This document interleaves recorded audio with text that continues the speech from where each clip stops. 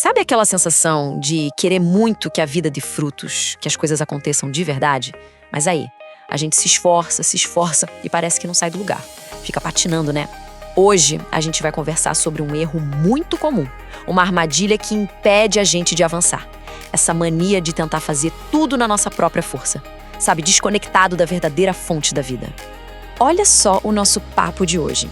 A gente vai começar falando daquela frustração que todo mundo conhece. Depois, vamos mergulhar numa metáfora incrível, a da videira e dos ramos. Aí, a gente vai entender o que significa de verdade permanecer, porque a tal da poda que às vezes dói é tão importante e, por fim, como confiar nas estações da vida, mesmo naquelas em que parece que nada está acontecendo. Então vamos começar por aquele sentimento que, poxa, aperta o peito.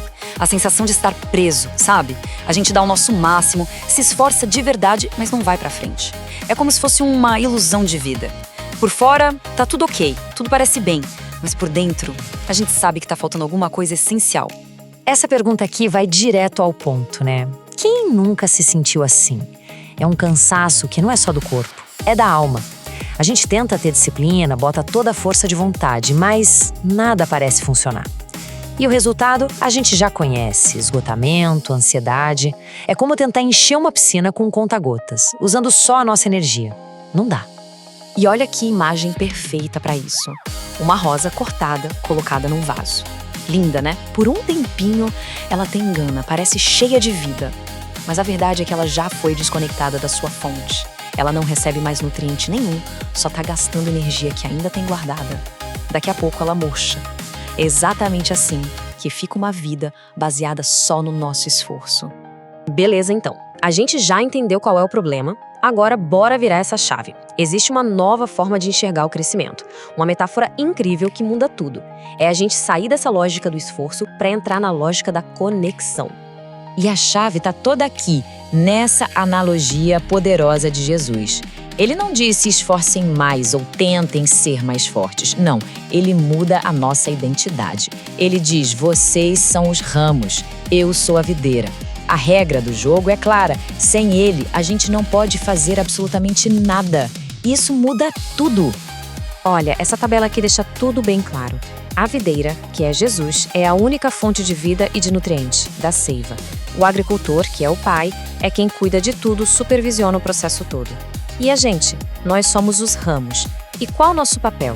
Não é produzir a vida, mas simplesmente receber. Deixar que essa vida flua através de nós e aí sim os frutos aparecem. E, gente, essa ideia, ela muda tudo. A vida com Deus não é sobre tentar com mais força, é sobre se conectar mais fundo. A transformação de verdade não vem do nosso esforço, mas da nossa capacidade de receber essa vida que flui da videira. Certo, a gente entendeu que a chave é a conexão. Mas como é que isso funciona no dia a dia, na prática? A resposta está numa palavrinha que Jesus repete várias e várias vezes: permanecer. Vamos ver o que isso significa de verdade.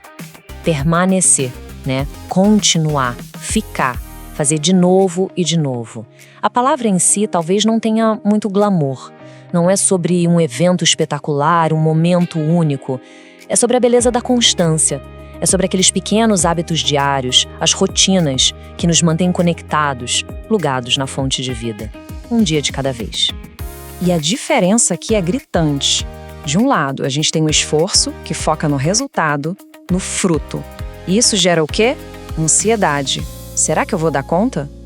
Do outro lado, a gente tem o permanecer, que foca na conexão com a videira. E aí vem a confiança de que, se a gente está conectado, o fruto é uma consequência. Um caminho leva ao esgotamento, o outro leva à vida. É a diferença entre tentar fabricar algo e simplesmente deixar a vida fluir. Olha que citação perfeita do A.W. Tozer para resumir isso. A gente sai daquela mentalidade de eu preciso fazer, eu preciso provar meu valor, para uma postura de eu preciso confiar e receber.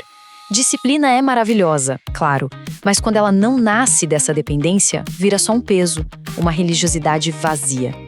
Mas olha, essa jornada de conexão tem uma parte que pode ser bem dolorosa, mas que é fundamental. É um processo que parece até o contrário do que a gente pensa. Para crescer mais, às vezes a gente precisa ser cortado. Vamos falar sobre a poda. E aqui está a grande virada de chave sobre a poda. ela não é um castigo, muito pelo contrário. É um sinal de que o agricultor vê tanto potencial na gente que ele nos prepara para dar ainda mais frutos.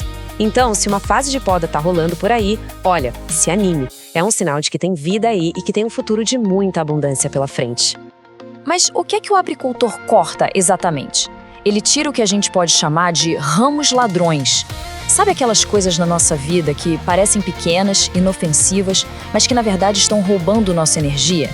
Pequenos vícios que a gente tolera, relacionamentos que não fazem bem, hábitos que drenam a gente emocionalmente ou até compromissos que nos desviam do nosso propósito principal. São essas coisas que roubam a seiva que deveria estar nos nutrindo. E essa frase do Max Lucado revela o coração do agricultor. Ele se importa mais com quem a gente está se tornando do que com o que a gente está produzindo. A poda fortalece o nosso caráter, nos prepara para aguentar o peso de bênçãos ainda maiores que vêm pela frente. É um trabalho de estrutura, sabe? Não só de fachada. E pra gente fechar, vamos falar de algo que causa muita ansiedade em todo mundo. Aquelas estações em que parece que Deus ficou em silêncio, que nada tá acontecendo. As chamadas estações invisíveis. Assim como na natureza, a nossa vida espiritual tem ciclos. Tem a brotação, o crescimento das folhas, a colheita e tem a dormência. Tem a primavera, o verão, o outono, mas também tem o inverno. E é justamente essa fase, a da dormência, que a gente tem mais dificuldade de entender. Mas acredite, ela é vital. É que no inverno, por fora, a videira parece morta, não tem folha, não tem fruto, não tem nada. Mas é lá no escondido, debaixo da terra, que o trabalho mais importante está acontecendo. As raízes estão crescendo, se aprofundando, buscando mais nutrientes, fortalecendo a base para a próxima estação. É importante a gente lembrar disso. A falta de atividade que a gente vê não significa que Deus não esteja trabalhando.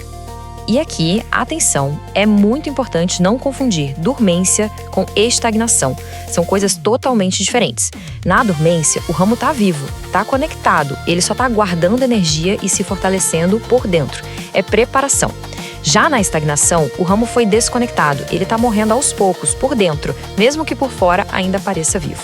Um é promessa de futuro, o outro é o fim da linha. E essa promessa aqui de Gálatas é como um abraço para quem está cansado de esperar. A colheita vai chegar, no tempo certo, no tempo de Deus. O segredo é não desanimar, é continuar escolhendo ficar conectado, mesmo quando a gente olha e não vê fruto nenhum. E a gente termina com essa pergunta para a gente levar para a semana. O que mudaria na nossa vida, hoje, se o nosso foco principal não fosse mais produzir, mas simplesmente permanecer? Virar essa chave não só alivia o peso da ansiedade, como também nos coloca no lugar perfeito para que a vida de verdade, a vida que dá frutos, possa fluir através de nós. De um jeito natural, sem aquele esforço todo. E no tempo perfeito.